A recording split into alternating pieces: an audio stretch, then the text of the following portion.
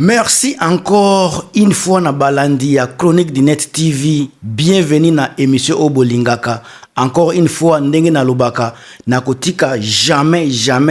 koloba vérité. Je vais continuer toujours na kati ya déontologie ya koloba vérité, ya ko vérifier be formation et puis ko pesa bino banaliser selon ndenge nazomone la makambo. Na kolobaka jamais que naza parfait. Bao baza ko menacer ba intimidation inutile. Na dinabite soki na monde toza na journaliste oyo aza neutre na ebite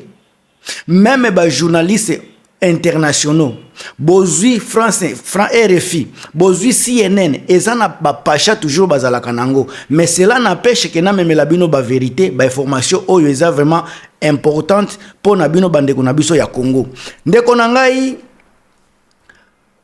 Antoine Guterres.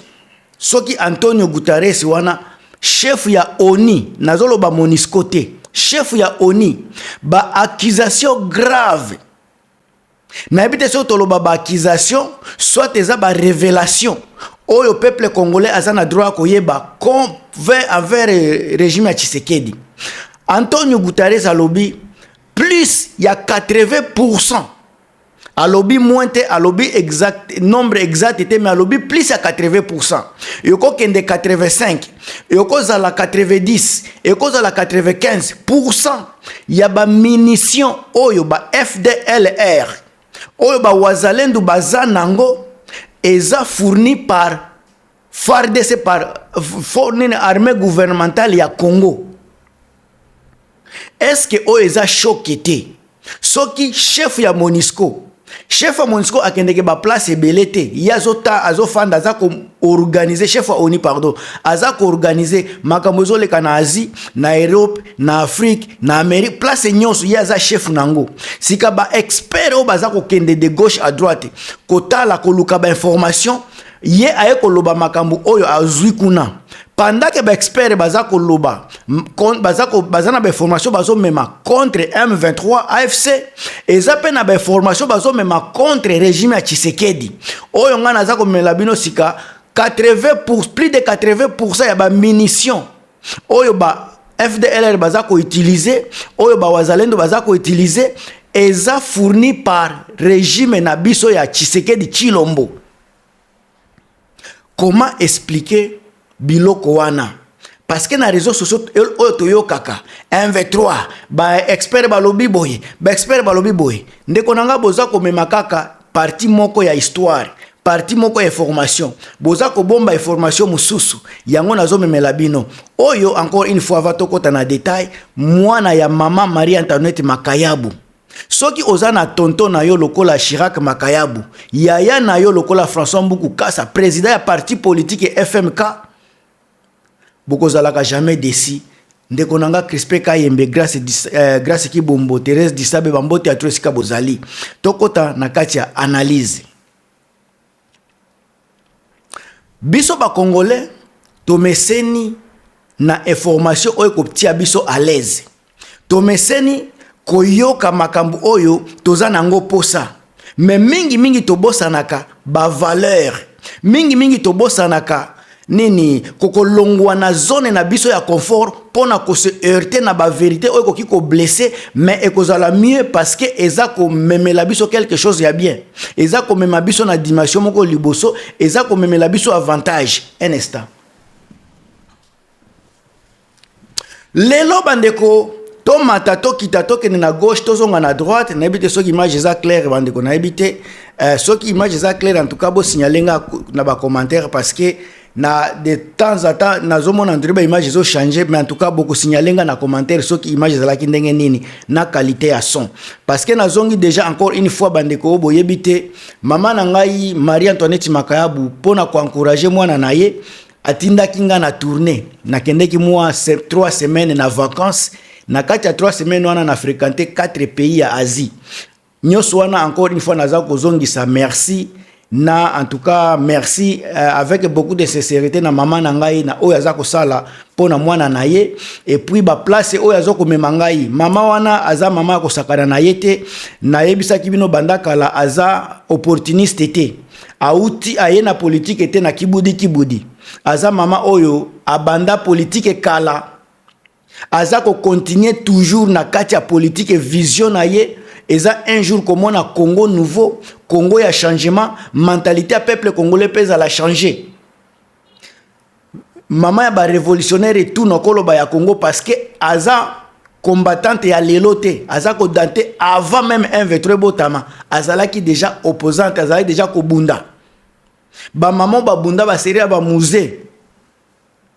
soki bino boyebite mama wana ba François Mbuku Kasa za ba komba baza ba politicien te baza ko botama kaka lelo bozomo na bango te ba banda bitumba ba série mo wana ba fayulu malgré ba jeune âge na bango. Alors tokota na muzindo ya makambo na biso bandeko pendant que toza ko vilipande ba M23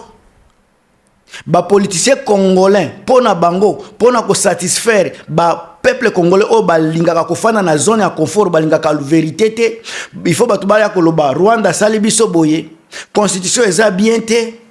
Joseph Kabila muto sali boye nyoso bino boza koloba nde ba biloko ba congolais bolingaka ba loba mais tangu to longwe na makambo ya ba accusation ya côté moko tozongi pe tokepe na accusation côté mususu c'est là où ça choque les congolais tangu oza ko dénoncer banini ba accusation wana oza ko bimisa ba vérité na komi rwandais na komi ko soutenir rwandais pendant que un vrai Congolais, un vrai patriote doit être au courant ya makambo sozo leka na Congo. Yango ne naza ko pesa bino parce que nga naza déjà au courant na makambo yango. Yango naza ko informer pe bino na makambo yango. Plus de 80%. Pendant que na Congo toza ko ganga toza ko loba ba FDLR ba longwa ba désarmer bango. Sika Tshisekedi bandeko na ngai. Soki plus de 80% ya ba munitions ba FDLR. Ye muto azo pesa bango. Si kaboye bisanga na magie nini akokende ko désarmer bango na magie nini nde Tshisekedi ako désarmer batu ye azako armée ba munitions eza plus de 80% ba munitions o ba FDLR ba wazalendo bazanango Tshisekedi mutu azako pesa bango Amérique a lobby po ba français e banani armée rwandaise ba longola ba mesure de défense na bango na frontière na biso il faut to libérer pe banani ko libérer ba FDLR sikana mini choyo déjà ba oni ba lobby ba o bino biso tozolo ba to ko neutraliser to ko kende ko boma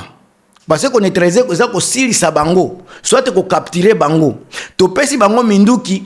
mais biso nde tozolo bakaka to kende ko neutraliser bango magie nini moyen nini nde to kosala après ko pesa bango minduki nanu oto yebi pona ba petit o bazwa formation te ya ba wazalendo bango bazana capacité ya ko bunda na ba FARDC bazo beta ba FARDC a plus forte réseau FDLR oto zo benga baza ba criminel ba terroriste boko kende ko désarmer bango ndenge nini soki boyoka ki Colette Brackman wana mama wana alobi erreur munene Tshisekedi asalaki eza kozala na ba FDLR na kana ye erreur munene wana mundele mutu ya Union Européenne aza koloba Union Européenne aza koloba Tshisekedi asali erreur kozala na makambo wana bozi Antonio Guterres alobi 80% ya ba munitions ba FDLR eza na maboko ya Tshisekedi Chilombo ba accusation na se bozi oni bozi communauté internationale baza koloba bongo boza osata akua comme résultat osata akua bandeko nanga na makambo otoza koloba kaka na Congo awa tangu nga naza ko dénoncer naza ko pesa bino ba information et puis to sali analyse eza na ba baza ko comprendre ba o nazolo ba éveiller o bazo comprendre tina ya ba analyse na biso o tozo sala na ba plateforme awa bazo comprendre sika tozo kende bazo comprendre sika makambo mboka na biso zo kende na bakambo boye tangu naza ko loba na bino Tshisekedi aza déjà fouti bozo comprendre te Tshisekedi aza déjà na niveau na ye donc na suka yango bozo mona même ko kende na États-Unis ezoko mele pasi ko se déplacer pamba ezoko mele pasi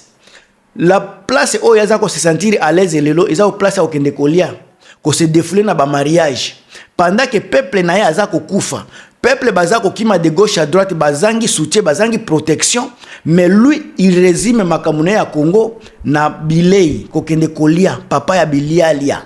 Un monsieur qui ne comprend même pas que Kolia ezelo même ba petit peuple baliaka. Mais ye azako se contenter na place ya kokende ya bisengo. Place ya kokende koyemba pendant que ce peuple bazako zanga place ya kolala. Azokende kokumisa misala ba président misusu pendant que lui chez lui yazako détourner azako yiba. Ndeko na ngai tokoloba nini lisusu. Un président mal orienté, un président sans vision, sans carnet d'adresse, sans plat concret pour mboka na ye. Yende bozomona sika tellement ki azako diriger mboka avec na divagation na likukuma azo ebate soki asala nini na ko simba de gauche à droite azo kende ko armé ba criminel ba terroriste baza reconnu par ONU et puis ONU baza sika koloba yango polele ke Tshisekedi azako armé ba FDLR ba lobi yango bien ezanga ite sika bino bozalaka incapable ko kende ko finga bato ya ONU boza incapable ko finga bato wana ba biso oyo ba simple citoyen ndebo place yo pena bino bozwelaka vraiment courage ko kende ko finga ndeko na ngai ata soko ofingi ligne directive na ngai ligne éditoriale na ngai e ko changer te naza awa pona ko dénoncer pona ko lakisa bino ba vérité zo leka na mboka ba vérité o bazolinga te boyeba yango nde ngai naza ko lakisa olinga te o sepela te okozala un moment obligé ya koyoka nga parce que je suis l'homme qui vous amène la vérité. En tout cas na kosenga na bino bo partager bo commenter botia vraiment ba nini ba j'aime na bino so bozana eloko koloba botiango na commentaire na osepela pe na bino ba bandeko bozolanda nga so nanu bosabone te awa ndenge na lobaka eza place ya ba vérité polele eza presque impossible bozala desi na makambo na salaka parce que nazawa pona komemela bino ba vérité et puis ba vérité moko absolue. On se revoit na kati émission mususu inshallah. À très bientôt. Bye.